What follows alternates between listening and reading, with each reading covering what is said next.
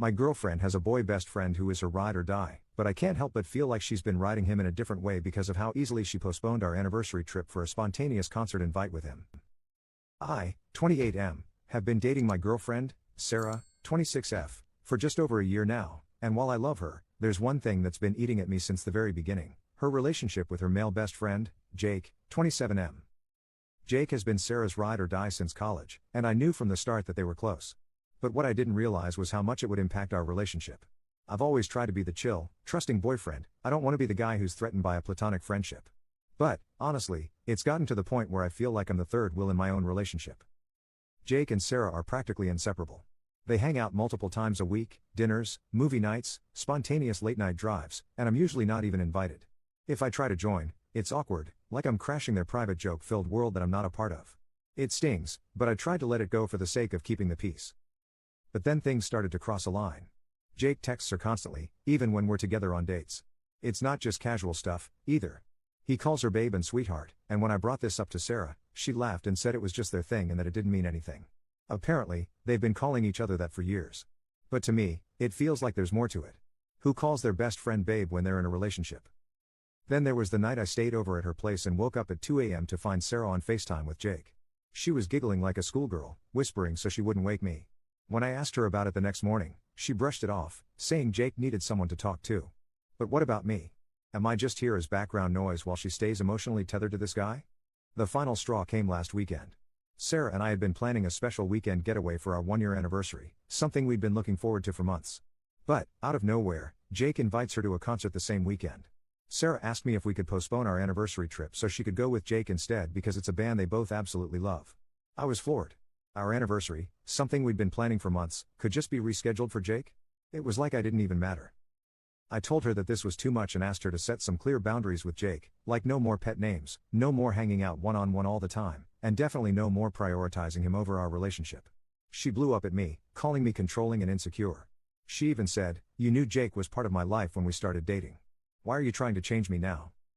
Things got worse when Jake apparently told her that I was being toxic and trying to manipulate her. Sarah is siding with him, saying I'm overreacting and that nothing has ever happened between them. She's now furious with me for giving her an ultimatum when all I really asked for were some boundaries that would make me feel like I'm her boyfriend, not just a side character in her life with Jake. Now, Sarah's giving me the silent treatment, and I'm starting to feel like I've somehow become the villain in my own relationship. Am I losing my mind here? I'm not asking her to drop Jake completely, just to prioritize us and respect our relationship. But maybe I've been unreasonable. So, Reddit, am I a jerk for asking my girlfriend to set boundaries with her male best friend, or is this friendship way too close for comfort? Commenter, do everyone a favor and end this thing now. You will be doing Sarah a favor, she can have Jake. You will be doing Jake a favor, he can have Sarah. Most of all though, you will be doing yourself a huge favor because you can find someone who sees you as her ride or die and someone who is actually loyal to you because, after all, loyalty is the single most important factor in friendship, not being nice or liking the same things. Sarah does not believe she needs to be loyal to you. You know how I know? We can only truly know what we believe, versus what we think we believe, by watching how we act. He actions speak volumes. Commenter 2. Bro, she's in love with Jake, leave her. Hashtag holy fudging airball. Update 1. Hey Reddit, I'm back with an update, and let me just say, it didn't turn out how I expected at all. I first want to thank you all for the amazing support you all have given me. After reading over the comments and talking to some of you guys, I had made up my mind. I was done being second place in my own relationship, and I was ready to walk away. But what happened next surprised me. Saturday night Sarah came over to talk. I was prepared to have the breakup conversation, but before I could get a word in, she told me something unexpected. She had canceled the concert plans with Jake. She said that after our last conversation, she realized how serious I was, and it made her think about everything.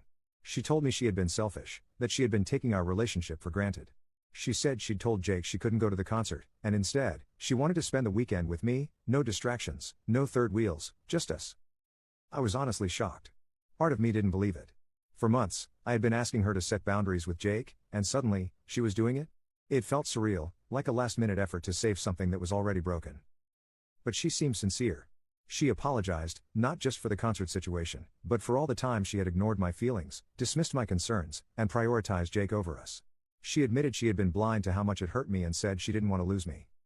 It was emotional. She was crying, and I could see how much it scared her that I was about to walk away. For the first time in a long time, it felt like she was choosing me. But here's the thing, as much as I appreciated her apology, it didn't magically fix everything. I told her that while canceling the concert was a good step, it didn't erase all the hurt. I still felt like I had been competing with Jake for too long, and trust once broken is hard to rebuild. We ended up spending the weekend together as planned. We didn't go on the big anniversary trip, but we stayed in, cooked together, and had long conversations about everything: our relationship, Jake, the future. It was a roller coaster of emotions.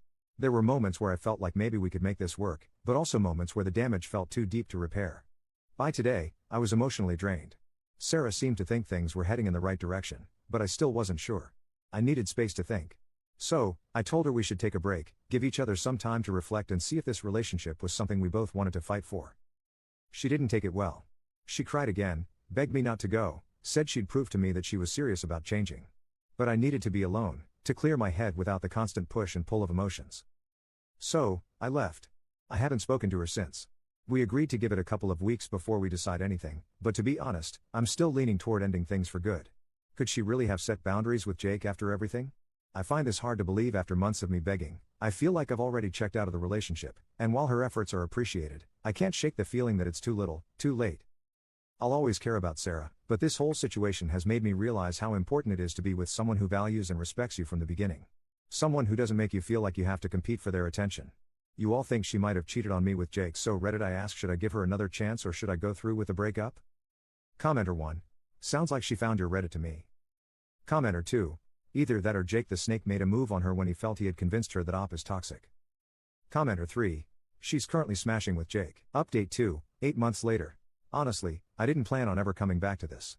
After everything happened, I kind of just wanted to forget about it. Plus, Sarah eventually found the post, so I stayed quiet. But at this point, I don't care who I piss off. I think I owe you guys the end of the story, plus a lot of you guys have been asking for an update, so here it is. So, after my last post, we decided to go on a break. We had no contact for 2 weeks, and those 2 weeks messed with my head more than I expected. I didn't know what she was doing, who she was talking to, or where things stood. Eventually, I reached out and told her I wanted to break up. I thought I was ready. She broke down. Cried. Begged. Told me she'd cut Jake off for good. Said she'd block him, delete him, whatever it took. She told me she couldn't imagine her life without me and just wanted one more chance. And like an idiot, I gave it to her. Because I still loved her. This was the second person in my life I could say I truly loved. I didn't want to start over with someone new when I'd known her for so long. She wasn't just my partner, she was my best friend. I didn't want to lose what we had. At first, things were okay. She was more present, we spent more time together, and she tried harder. But I wasn't the same. I had this weird feeling in my gut that I couldn't trust her, even if I pretended to. I just couldn't forget everything that happened. And I won't sit here and act like I was perfect either. When she was trying her hardest, I wasn't putting in the same effort. That hurt her. This went on for about 3 months. It started getting better, little by little. I thought we were making progress. I still wasn't all the way in, but I could finally say I saw a future with her. But the thing that really bothered? Jake. She did stay true to her word and unfollowed him when we first got back together. This was almost 4 months ago. But one day while I was at work, I was scrolling on Egg and saw that they had followed each other again. I asked her about it and she said it didn't mean anything, that they weren't talking. I let it go. Maybe I didn't want to know the truth. Fast forward a few weeks. We were at my place, and she had fallen asleep first. That's when I saw an Instagram notification. I couldn't open it, didn't know her password, and I wasn't about to try and scan her face while she slept. So, I ignored it. I couldn't sleep. I was restless. But I told myself I was overthinking, and I wanted to trust her. Fast forward another week. We went on vacation and were staying at a hotel. She asked me to grab something from the car, but the hotel room key was on her phone. So, she handed it to me. That's when my insecurities got the best of me, and I snooped while walking to the car. That's when I saw it. And honestly, I felt nauseous. DMs from Jake. Not just old ones. Recent. Some unanswered, but some she did reply to. Messages about how she couldn't stand being apart from him. How it killed her to block him. How she missed talking to him. How she wanted to see him again. And then the part that really broke me, how she had developed feelings for him but was scared to leave me because then it wouldn't be Jake and Op. It would just be Jake. She talked about how she didn't want to lose both of us. She had even seen him behind my back. When she said she was going to the gym, she was going to his place. I came back to the room and didn't say anything. I laid in bed, numb. She eventually got up to take a shower, and while she was in there, she texted me asking if I went through her phone. At first, I lied. But then she said when she opened Instagram, it was still on her DMs with Jake, something she didn't leave open. So, I admitted it. I told her I read everything and couldn't believe she lied to me again. Her response? You weren't supposed to see that. I completely lost it. She tried playing the victim card, telling me I broke her trust by going through her phone and that I wasn't supposed to read what she told Jake. Like I was the bad guy in this situation. That was it for me. I didn't ask for explanations. I didn't want to hear any more lies. I shut down completely. I stopped texting her and only spoke when necessary for the rest of the trip. We had driven 6 hours from our hometown to visit some friends, so I couldn't just leave. We acted normal in front of our friends until it was time to go. The 6-hour drive home?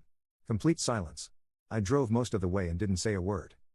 When I dropped her off at her place, she tried to talk to me, even tried to kiss me goodbye. I pushed her away and asked her to get out of the car. Later that night, I texted her that I was done. I didn't want to talk anymore. She tried to explain, but at that point, there was nothing left to say. I gave her so many chances and she still chose to lie.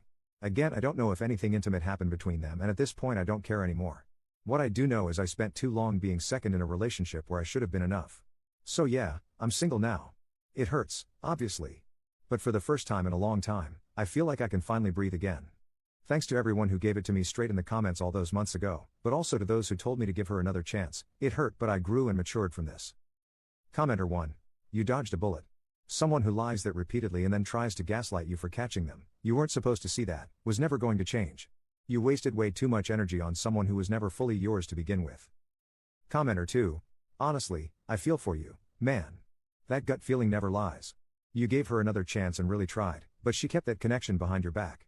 That's not love, that's emotional betrayal.